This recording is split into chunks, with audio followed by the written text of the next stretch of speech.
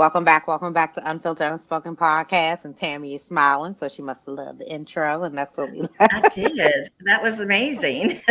Thank you. Thank you. We want to welcome you and thank you for being a guest on Unfiltered Unspoken podcast, where we're going to continue to share life experiences. And we cannot wait to get into your testimony, Tammy. We asked if you could come up and introduce yourself, and then City Sid is going to kick off that first question. Okay, it sounds great. So, thank you for having me, by the way. I really appreciate it. And again, I'm Tammy with Fearless Business Boss. I'm a business coach for online service providers, and I love helping them. I tell my clients I want to help them create businesses and grow businesses that fit their lifestyle rather than trying to squeeze a life around your business, because too often we do that. And I help them do that in many ways, some startups, but mostly growing and scaling, helping them add teams to their solopreneur businesses. Well, thank you again for joining us, excuse me, this evening.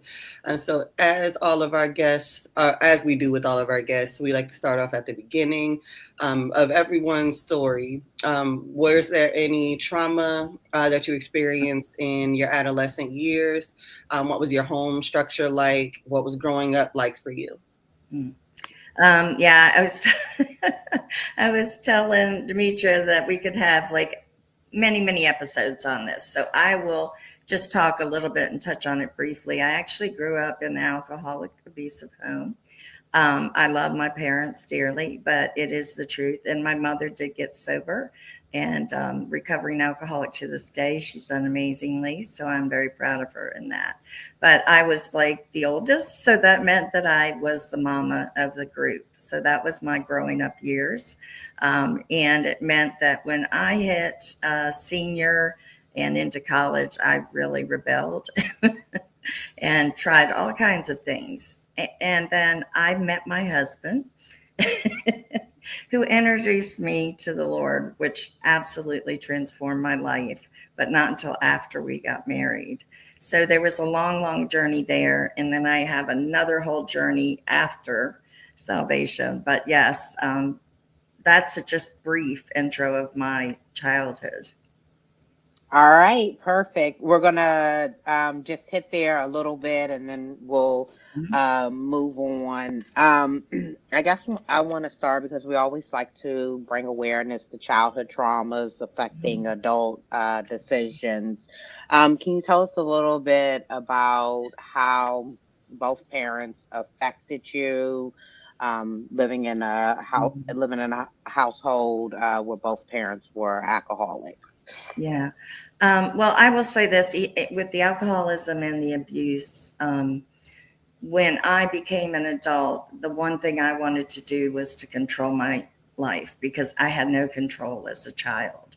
And because of the trauma that I survived, I definitely took counseling as well, did a lot of counseling and all of that. But because of that, I've been able to help many others as well who have come out of abuse situations. And we're actually in ministry. My husband and I have been for 20 some years now. Gosh, 28 years. I'm trying to think. And so I do a lot of counseling with women in our ministry as well. But yes, the biggest thing for me was control. I will say that. Just trying to take control back, which threw me into a loop when I was diagnosed with MS and was having trouble walking or doing anything for myself. And I had to really learn to give up control again. So, yeah, that was the biggest thing. It was a whole journey in that area. I think that was for me. How, did your parents' struggles affect your own relationship with alcohol, or any other substances? Did you take the route of which felt like you wanted to try them, or you just kind of shied away from them based on what you were Sure. going through? Yeah. Well, I will say that in my upper high school and in college, I definitely went toward it. because I felt like, that was the thing to do. I grew up with it. And I will tell you that in my house, I was allowed to begin smoking at 12. I know it sounds outrageous, but that's my household. And I was allowed to start drinking at 16 at home. As long as I only did it at home. But you know how kids are. They're not going to just do it at home if they're doing that, because these are things that also create addictions, right? So it's not like you can just do it in one place. And when I tell people that, they can't believe it, but it is true. And it's just the household I grew up in. It was very normal to me. I will say that also, because my abuse was sexual, it definitely affected my intimacy with my husband after marriage. Affected it for many years. And I know many women out there who have had that happen to them as well also struggle with that. Just even a touch can throw somebody off. Yes, it can. That is the truth. You mentioned sexual abuse as a child. How old were you? And I don't know if it was a family member. We don't call names, but if it was a relative, family member, or a friend. Yeah. It was a relative, and that person's gone, but I'm not going to say any names either. But yes, close. So that person was there, all the time. And it definitely affected the way I felt about myself and my body image and all of those things. I became anorexic in college, actually, and got down to under 100 pounds and still thought I was fat. So, there's so many issues between alcoholism, abuse, and things that, I struggled with as a young adult because of the way I grew up. But I will say that some things God just took away immediately. So, like my language, the desire to drink, things like that. When I got saved, God just took that away, and I didn't want that anymore. Now, other things, I had to struggle with and deal with, and like everybody else, and pray through and all of that. But definitely, there were a lot of issues growing up because of those things, and even in adulthood, and the way I raised my own children, it was definitely affected too. Now, were you an only child, or did you experience this with like siblings? And have you, at this point, is it something that you all kind of keep to yourself, or have you been able to contrast and compare, your experiences, different experiences in the same household? Mm. Yeah, that's a tough subject for our household, unfortunately. I thought because I was the oldest, I was the only one that it happened to. So when I was in middle school, I actually went to my counselor in school and told her what was happening, because I wanted to save my little sisters. There were 4 of us in the household, 2 sisters and a brother, and I was the oldest. And I didn't want anything to happen to them. So that's why I finally told somebody. I think you asked me, when did it start? And I was trying to think when it actually started, but it was probably when I was in 4th grade, I want to say. I forget what age that is, like 10 maybe. And so I went to the counselor. She, of course, unbeknownst to me, had to report it. I was horrified when she told me that.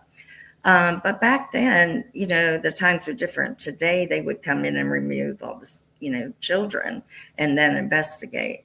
But at least in my recollection of it, she came to the house, asked my parents, and of course they denied anything or knowing anything about it, and then said, well, we could get a lie detector for him. But that was about all they would do. They weren't going to do anything else. And then she suggested counseling. So as my mother says, I said, Mom, why didn't you get counseling for me growing up? And she said, well, we did. We took you to the counselor, and he said you were adjusted very well. And that was it. No follow-up or anything else. So, that's just the different times we lived in, right? Things were swept under the rug back then. So yeah, it definitely affected. Um, I was gonna ask, did your parents ever confront your abuser? Was anything ever brought to light? Because I think you mentioned he did. They did it to not just you, but other people. Yeah. So was the abuser ever confronted? I found out, years later that yes, it had happened to both of my sisters at least once, maybe more. I knew I had been abused for years over and over. And so I did finally write a letter to them and to the abuser and to my mom, my mom about the alcoholism and everything else. Um, and I did later in life actually get to confront face to face. But my confronting at that point was to forgive and to say, I was concerned that because of all the drama and my sister could never forgive. My sister, next youngest to me, never forgive, always lived as a victim. I didn't want to live like a victim anymore. I wanted to live, finally. And forgiveness is really the key to that. And so when I finally got to say, I forgive you, and I don't want to prevent you from receiving forgiveness either. And so, they turned to me and said, I'm good with the Lord. I have a relationship. And I thought, oh, okay. But, for me, it was a matter of writing that letter saying how it had affected me and then actually getting to tell them face to face. Now, did you have any further contacts after the report was made? Yes, they lived with us. Oh, well then. Yeah, they weren't removed or anything. Yeah. Now Hold up. was So they lived with you, confronted, and never removed. Right. now And the abuse continued. did the degree of it change? Like, was there anger behind you, telling or? Not really. Honestly, when it started happening, there was so much alcoholism. There began to be also, I'm trying to figure out how to word it, but my mother started being abused herself with anger and hitting and stuff like that too. And I was often told by the person that if I said anything, they would hurt my mother. So I kept quiet for years and years, and that's why. So Wow. Wow. Wow. yeah. Wow. Wow. Wow. And Um. even after my mother found out, and that was the other thing, I had to really forgive my mother because even after she found out, she never left or took us out of that environment at all. Yeah. And That's. so I had to forgive her too. Did You either know, of them ever apologize to you? years and years and years down the road, my mother did. But the My abuser mother did. didn't. Yeah, yeah. Um. I want to. Whew, I want to jump into. I believe if I recall, you said from the abuse down the line. When you moved out, went into college, you became anorexic, and were under 100 pounds. So I just want to confirm that that streamed from the sexual abuse, or I think it was because of the body image from that. Yes, I think it was totally because I didn't feel I had not, well, so I was abused not only by the one person, but I was also as a child, even younger, when I was in kindergarten, first grade. My babysitter's son abused me, and then I was raped in college. So I had quite the experience with sexual abuse. But what was the question again? I'm sorry, I just lost my train of thought. You were no, asking me. no, you're fine because topics that we haven't talked about. So I'm like, whew, I'm trying to grasp.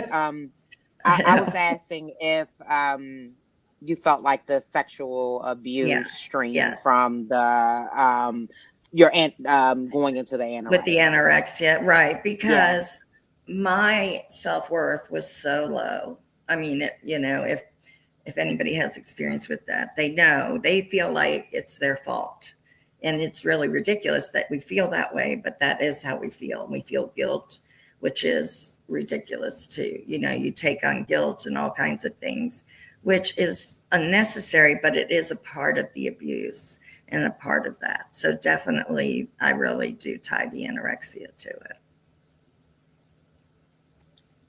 Now, sorry, I forgot where I wanted to go with it. It's okay. It's a lot to unpack. I know. No, that's all Tammy, right. look, see, Tammy threw us for a loop because I Yeah, thought, no, I had my question we written down, never, and then something else came to me. But yeah.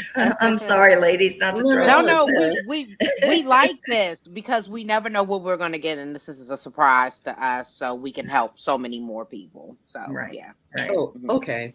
Yeah, and I'm Um, all about that for sure. absolutely. Um, was there kind of like a general, because you said, your siblings experience or had some experiences with the same thing.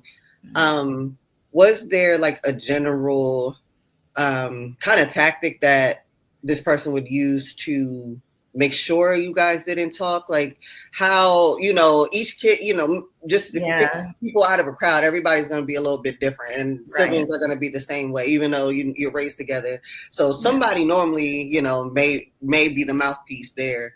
yeah. Was there something that he was doing to ensure you all stayed quiet, or, didn't even talk amongst yourselves?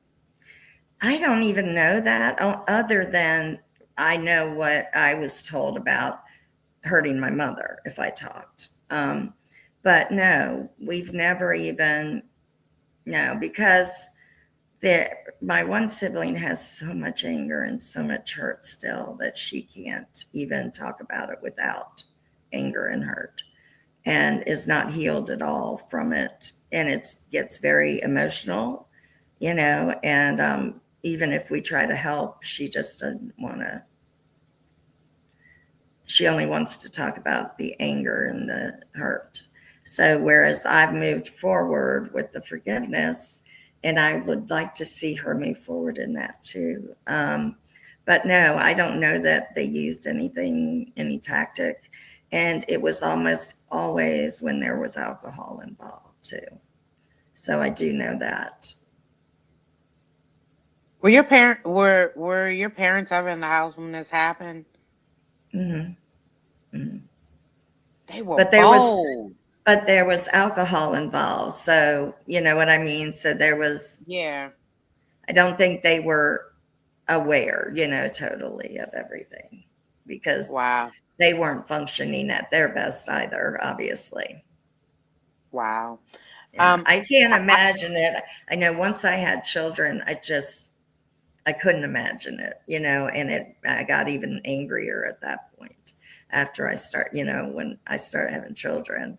And it wasn't until after that that I forgave my mother, because I still held so much anger and lived like a victim. I really did. And and that's how I learned that forgiveness was a process, one step at a time. And I can pray and ask God to help me forgive today.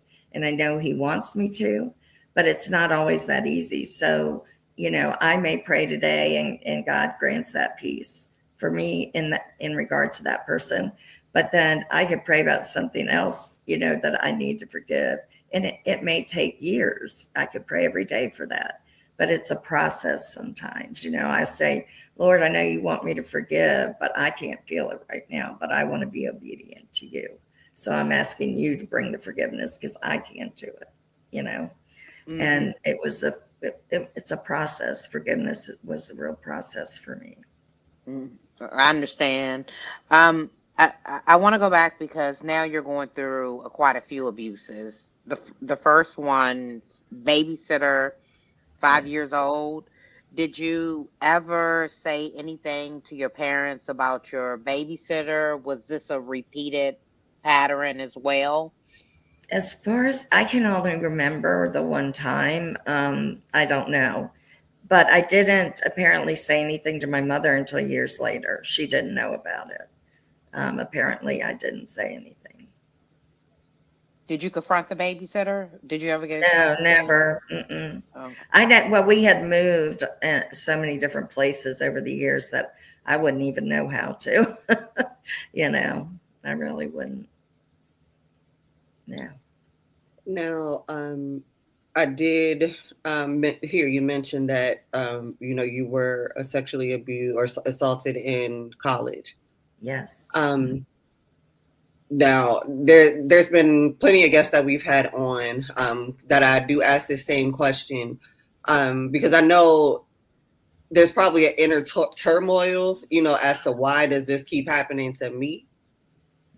Do you think that there's something, just coming off of your aura that would, make them feel that it's okay? Or like, do they, know about your background of any sort? Like, was there any kind of common denominators to, help you put the pieces together for that?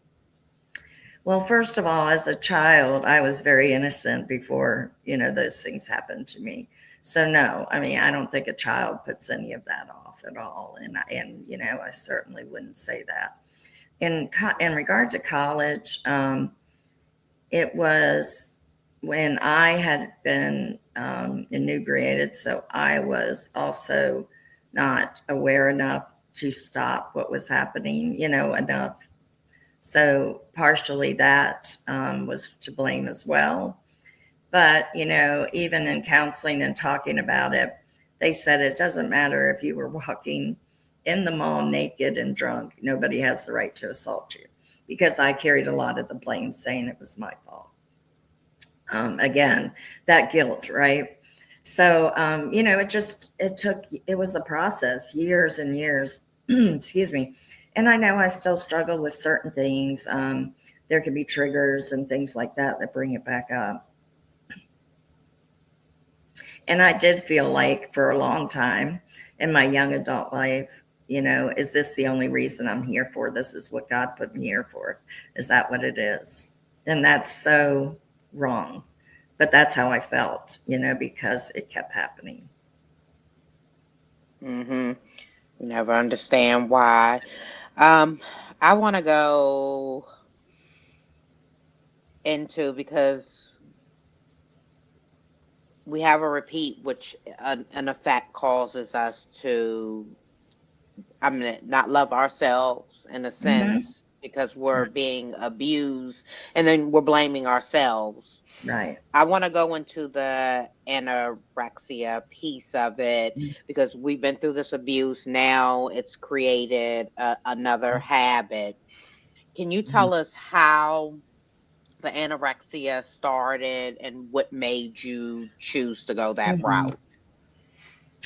It's funny. I know it had to do with the self worth, and I think that my first roommate was in college was very very thin, and so she, kind of nose, kind of up at me because I think I was a size 12 or 13 then, and so I felt like I needed to lose weight, and I started just not eating. I would maybe eat one thing a day, like a cup of yogurt, and that would be it.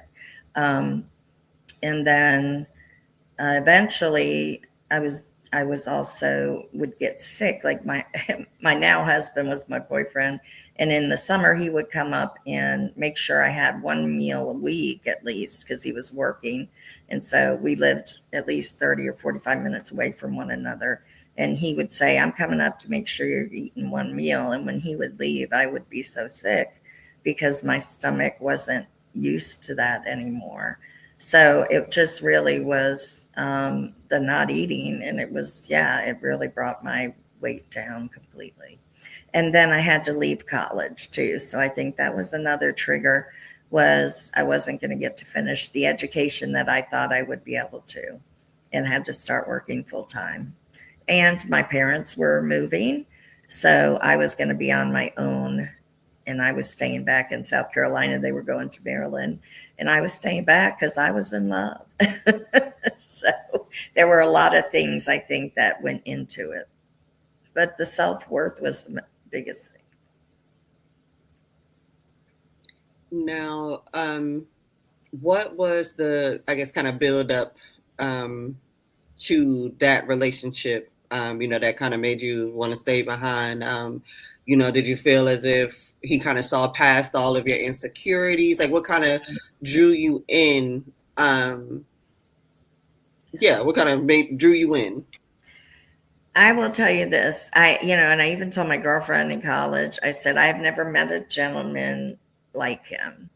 He walked me back to the room. He, even though he stayed late and we watched things together, he never tried anything. He was just not like any man I had ever met, obviously, in my life. And he was different. And then, he loved me that like the most unconditionally I think you can love, and he still does. And I'm so blessed that God put him in my life. And so that you can't get any better than that. And you talk about healing, that love heals. It does. So yeah, I'm very blessed. You go through so much pain and God gives you peace. Yes. Beautiful yes. thing. Yeah. It took a number of years, definitely, but yes, I mean, he was my gift for sure. I love to hear that. The that. chain was broken finally. It's a beautiful. I wanted to ask, because it seems like you've met a wonderful man. He's sticking beside you. Did he notice the change in your eating habits, and how did he react and help you navigate through the anorexia? Yeah, he hated it. He saw it. He told me I was beautiful all the time, trying to tell me I didn't need to lose weight, but I didn't believe it. I really didn't. And I can't even say what exactly brought me back around other than love.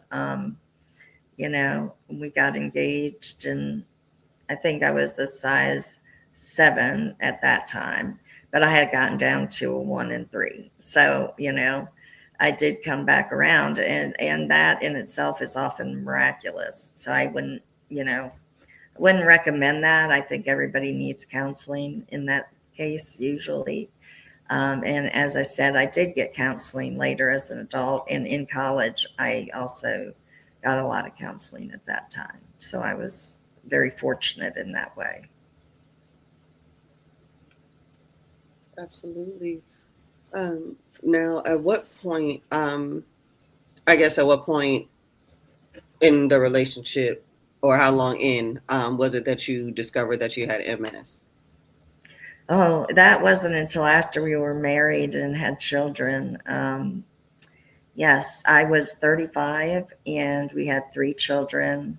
My youngest wasn't even in school yet. And I probably had symptoms for many, many years. I now know. But at that time, my husband was going out of town for a big conference, for a pastor's conference. And I started not feeling good, but he said, well, I'll stay. And I said, no, go, you need to go. And I had a best friend who said she'd, help out and stuff like that. So anyway, but when he was gone, I got so sick that I couldn't even walk without holding on to a wall. Like my balance was off, I suddenly had muscle weakness. I used to walk 2 miles a day and jog part of it. In addition, I did aerobics 3 times a week. So it wasn't because I was out of shape or anything else. The muscle just goes like that with this disease, unfortunately. And he came back and he couldn't believe it. He was so upset that I didn't call him home sooner. But, I was trying to get through it. I thought it was just a sinus infection or something, that was causing, or ear was causing it or something else. But when we went to an ENT, he said, no, this looks more like you've had a stroke. I need to get an MRI. And I was like, oh, wonderful. So then started the whole process of neurologists. It took 7 doctors, 7 hospitals, all this stuff.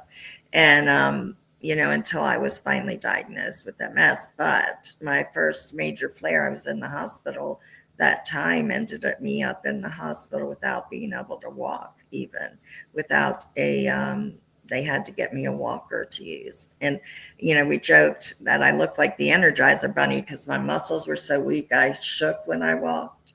So I've had to learn to walk again so many times I can't count. But, and then one of the episodes, I couldn't hold my back up. I couldn't brush my hair or hold a spoon to feed myself or anything. That, it's a very strange disease. And you go through a lot of PT, but I'm now in the progressive state. But when I was in relapsing remitting, it just seemed like, I lived episode to episode. We would call it in our household the new normal. And to bring transparency to the audience, because people may be having side effects and they're ignoring the side effects. Can you tell us some of the side effects that you had before it led up to you being rushed to the hospital? Sure. Yeah, some of the symptoms, they're just so broad, but some of the symptoms were I was off in my balance since college. I was running and I would turn and run into a wall. I just didn't have a sense of where I was in the place sometimes. I also had a lot of tingling and numbing in my one side of the face, in my head. I got to the point where at night I was having like leg tremors where my leg would just jump on its own. Now my whole body will do that when I'm trying to go to sleep. And, when this particular episode had gotten so bad, like I said, my muscles got so weak, I couldn't walk or anything. And they had to take me in. But yeah, it's really hard to say because there's so many symptoms. And sometimes it's a matter of proving it's not something else. They have much better tests today. It's an MRI usually, and you have to show plaques and all of this and show symptoms. But, so, it used to mostly be a test of ruling everything else out. Now, for our viewers that don't know what MS is, what exactly is it? And what, I guess, symptoms do you suffer from the most? It's a demyelinating, I know this sounds weird, of the sheath around the nerve endings so that your nerves no longer connect properly. Not all of them, but different ones. So for me, in the neck, I've had a lot or had some in the neck, which affects balance because that's the core of where your balance is. So that's a big one for me. I will tell you too, fatigue is terrible. That's one of my biggest symptoms still. And, I try to tell people, people say, oh, I'm so tired. But this is not like I'm tired. This is like you've tied a 10-pound bag of potatoes on each leg and you've been drugged and you can't move. It truly is. It is that bad. It's lethargic. It's awful. And I fight against that all the time. It's, that's one of the most debilitating for me anyway. It also affects muscles and muscle weakness. It affects, because the nerve endings aren't connecting properly. You can have, when I get sick, I get tremors and all kinds of things in my neck, will shake, and sometimes one of my arms and legs can, and all of those wonderful things. You can have significant trouble with your sight, double vision, especially during flares, and you can lose your hearing. And there's other symptoms too, but I've had trouble with hearing from time to time, especially during illnesses and things like that. I will say this too. MS can look like a lot of other things, or other things can look like MS as well. So Lyme disease and gravis, I can't think of the way it's said, myalgia. And there's a lot of other diseases and things that can look like MS, or that MS looks like those. So, definitely consult a neurologist if you're having symptoms that you think could be MS. Thank you. I was gonna ask. Yeah, thank you for your transparency again. Um, I was going to ask some of the things after being going through the symptoms, some of the things MS enabled you to do. Well, I will say the big, for me, and this doesn't have to be everybody, so it's really important that you pay attention to your body and you do get tested when things are happening. But for me, I became very disabled with that very first attack. So it meant using a walker for a long time. I still use a forearm crutch now to help me, because when I go out and I'm struggling with my balance, that also increases my fatigue. So I have a scooter, things like that that help. So definitely, it did affect me after that. As much as I love playing with my kids and going out and playing basketball and taking them to the park and all of those things, I could still take them, but I couldn't get out and play with them like I used to. So we had to learn how to do things in a new way. Now, is MS or anything in that sector of diseases, is that hereditary? Did you discover that any, of your family suffered from it as well? No, I've not known any family members going back that have had it. They've had other neurological factors such as seizures and things like that. And my daughter suffered from seizure disorder. But as they say, it's not hereditary. However, there are cases where it has been hereditary. So it just increases your chances slightly if you have somebody in the family that has it, apparently. So, and I do also have other autoimmunes, because when you get one, you're more susceptible to getting others. So lupus and an autoimmune thyroid and other things. So we just like to go for it all, I say. Okay. you And then, know. and then so with the other autoimmune diseases, do they trigger the MS? Sometimes it's very difficult to tell what thing is acting up. I'll say that, because if having a lupus flare, it can feel like the MS is acting up at first, but then I don't know. Or I can get a rash, and that can feel like the other autoimmune, but it can be lupus flare. So sometimes I have to wait a few days and just kind of see what it is before I figure it out.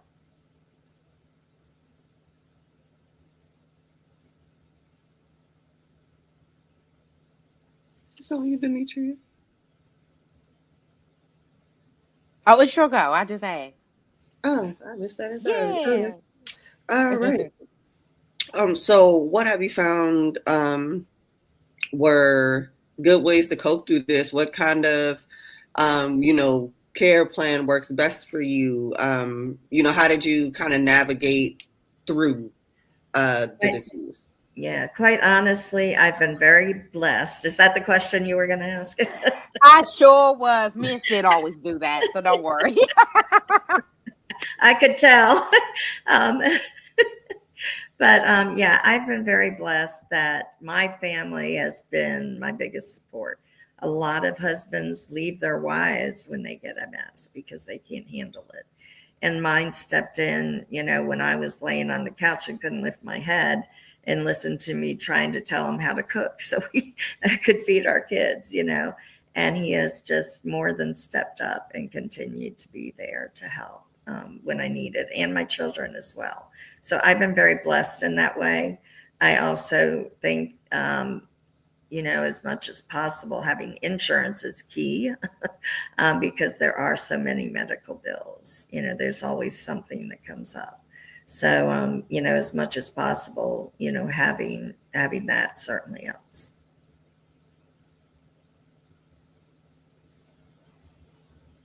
Okay. Oh shoot. God, when the question is there, it just goes away, and then like No, kind I of know. comes back. I, I was gonna ask. Go ahead. Sorry. no, you go ahead if you had a question. Yeah. Yeah. Do you think that the life traumas that you went through caused the MS, or a part Yeah. of it It running around? certainly, yeah, it certainly is definitely, something I consider too. But yeah, that it is not, that is not anything to do with it. It's really strange. They found that girls, or it mostly affects women. It can affect some men, but mostly women in their mid 30s. And oftentimes they've found through research that those women, when they were in their adolescence, were north of, like they were north of Virginia, basically. So they were in the northern part of the country, northeast, for some reason. And I don't know why that is. Now, I will say where I started having a lot of trouble, the place I lived had a water treatment plant and a paper mill. And on the weekends, they release things into the air that I cannot explain. So I really believe that also played a factor in it. I wonder sometimes, this is just my own, it's not a doctor or any research, but I do wonder sometimes, just like cancer can be turned on, I wonder that if that was the case, maybe also with this. And how did everything you've been through, how did that lead you into business coaching, or if it did at all? Yeah, no, thank you. I'm glad you asked.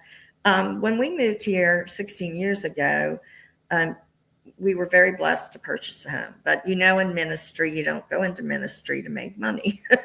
It's just a fact. And we had 3 children to feed, and it would be helpful if I could work again. And I used to work in accounting, so I started looking for ways I could do that from home. And in the end, I went with a local person who needed help with lead generation and admin work, and I could work from home. And so I started working with him. Then his colleagues started asking him about where he was getting this help. And so he asked if he could share my name. And then after a few of those, he said to me, you have a business. And I said, no, I don't. And he said, no, you really do. And then I went, oh, I do.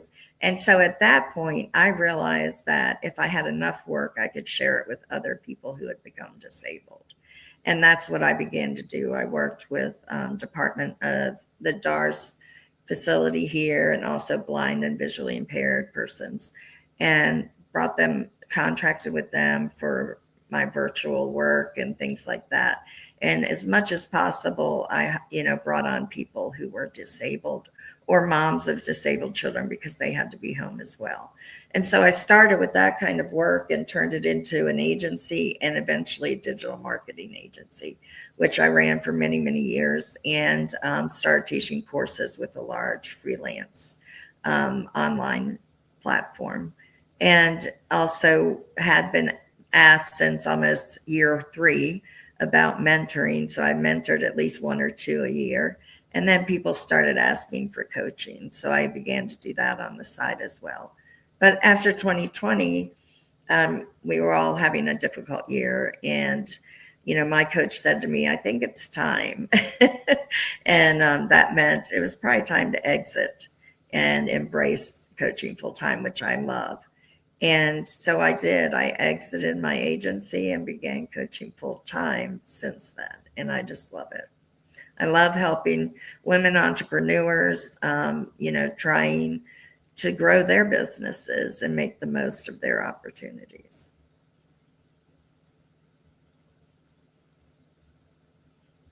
I love it. I love it. So I was going to ask, does the MS impact the work that you're doing?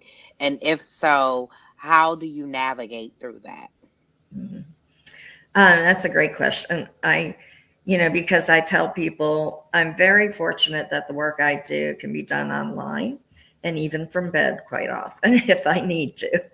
But when I have my office area near I'm just moved downstairs actually into the bedroom suite. So I now have it like within the bedroom suite. So it's very easy to come over and sit at my desk when I need to meet with clients or other people. And so it's very much a blessing being able to work online today. Absolutely. Um, Now, what I guess, are there any kind of fail safes you put in place? Is it something like a legacy business or something like that? That you have the kids involved in, husband involved in, anybody, to step in and take over, if MS kind of, completely debilitates you. Is that your goal for the business, or is this just something, that you feel empowers you and, keeps you busy during this time? Yeah. It's a great question because originally I did think that. And my daughter really worked with me for a number of years when we were doing the digital marketing. And after she got married, she wanted to work as she was having her children. Then she started having too many babies. But none of my other children showed an interest. So I think that what I've done is just be able to do something that hopefully is a legacy in my clients' eyes and other people that I've touched. It's not a legacy in the sense that it'll be carried on. But you bring up a great point because in the digital marketing, when I was doing that several years back, I had to go into the hospital. And had I not had a team who was very equipped, had processes and systems in place, I was out of work for nearly a month. I coded in the hospital, and so I was there longer than expected, and it took me nearly a month to fully recover. And had it not been for them, I would have lost my business. So it's really important that we do have those kinds of things in place for specific businesses. Now, I have a VA I work with who, when days I don't feel good, I can just let her know, look, I'm not going to be online today. And so she'll make sure, if there's any comments or anything I really need to, deal with the next day, she makes sure I know.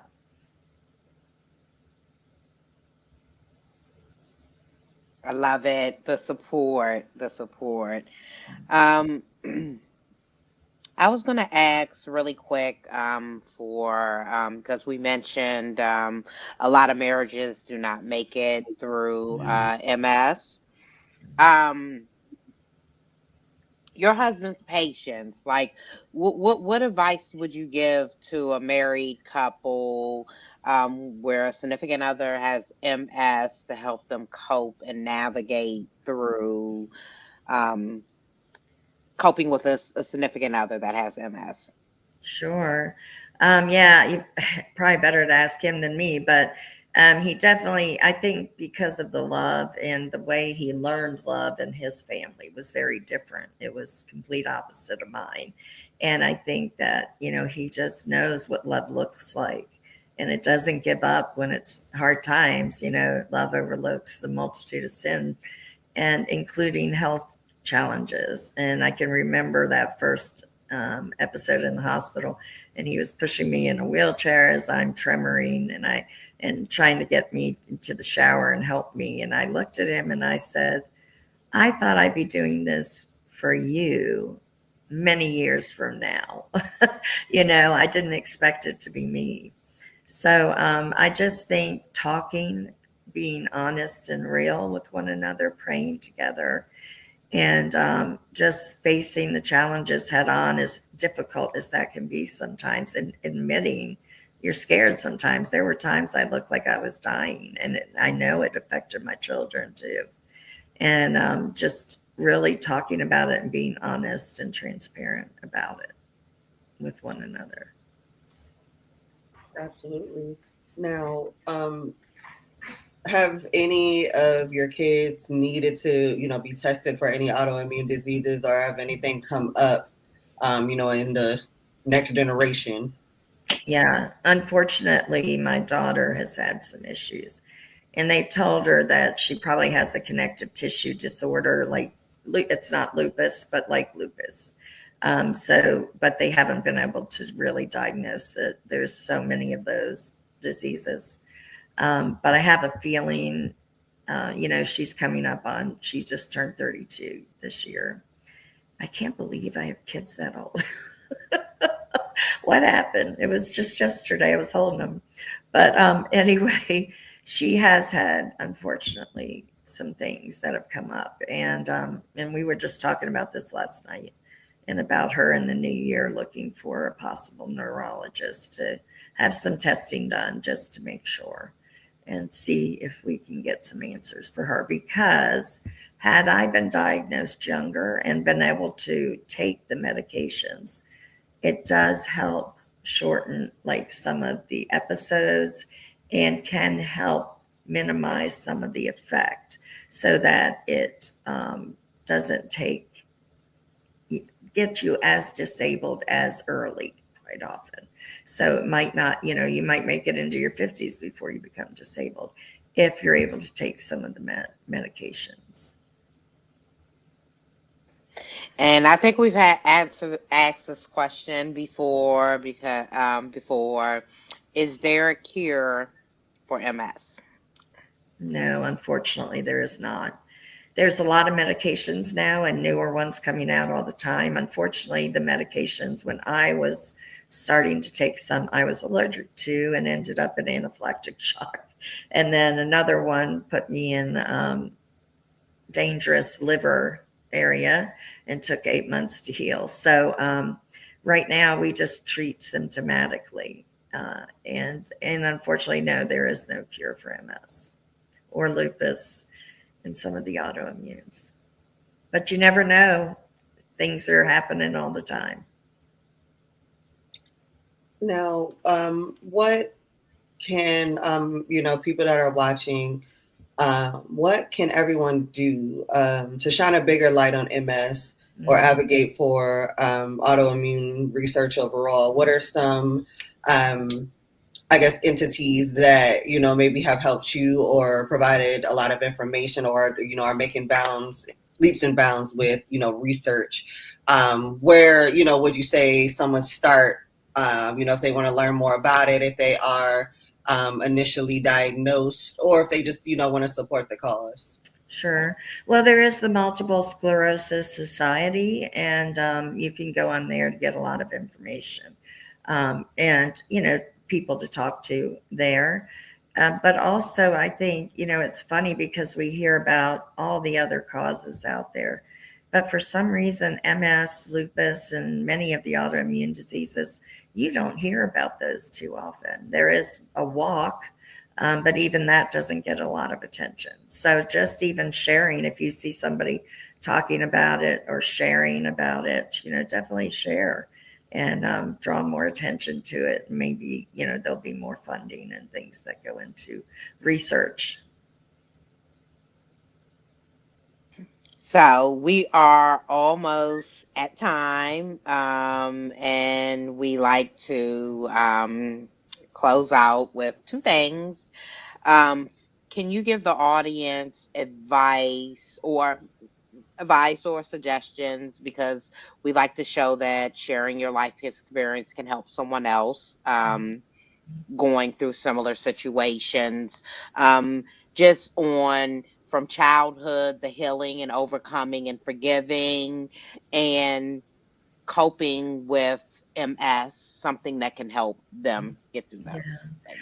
Well, I think a positive attitude goes a long way for everything. And it's not easy. I don't have that every day, but I try to keep that. And the only way I do that is through the Holy Spirit, through prayer, through Bible studies, and having good support systems around me and a wonderful friend who I could pick up the phone and call when you need, that tangible person to talk to on the other end. And my daughter is my best friend too. So I'm very blessed in that. But find that support system that will encourage you and help you, no matter where you are, whether it be through, the childhood trauma or through a difficult chronic health condition. All of it is hard, but I think forgiveness is a big factor in it all, and just learning that prayer of forgiveness to moving forward, and even for yourself, because that was hard for me too for a long time, learning that I could accept God's love and be forgiven. Absolutely. Thank you for those wise words. Now we do, as we do with all of our guests, I'd like to give you a chance to participate in Shameless Plug. You see all of your information scrolling across the bottom here. Let our viewers know where they can contact you, how they can reach you, how they can utilize you for services, for business coaching, your social media handles, anything you have for sale, anything you want to draw attention to, you have the floor. Right. Yeah, they can find me at fearlessbusinessboss.com. And actually, tomorrow I'm doing a great masterclass called Boost Your Growth by Outsourcing, where I teach you how to bring on a virtual team and get your first team member. So I'm doing that tomorrow. You can sign up on my website. I also have some good freebies on there, like storyboards and how to boost your growth, little worksheet as well. Okay. We want to thank you, Tammy, so much for sharing your testimony and to watch you through all your strength and courage. Uh, Not to watch, to hear strength, your courage, and navigating through life from pain to peace is a beautiful thing. And even though you're still going through pain, you have a lot of peace and love around you. So that is a beautiful thing. So thank you for sharing your testimony with us on Unfiltered, Unspoken podcast. We truly appreciate it. Well, thank you for And having me, ladies. I appreciate it. it is an honor. It's a pleasure. And Sid, we're going to keep sharing life experiences. That's what we do, right? That's right. We want to thank y'all. Y'all have a blessed night. Bye bye. Peace.